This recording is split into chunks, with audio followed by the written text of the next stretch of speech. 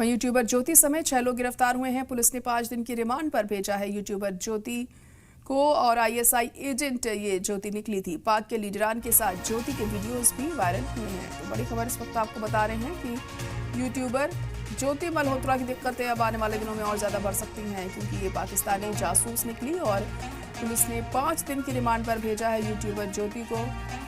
ISI की agent है ये ज्योति, जिससे पूछताछ में कई और अहम सुराग हाथ लग सकते हैं। पाक के लीडरान के साथ ज्योति की वीडियोस भी वायरल हो रही है।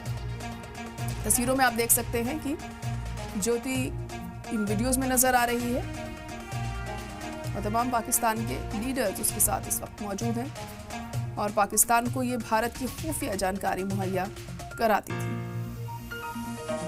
तो यूट्यूबर समेत 6 लोगों की गिरफ्तारी हुई है और भी कई लोग इसके साथ मिले हुए थे और फिलहाल ये 5 दिन की रिमांड में है।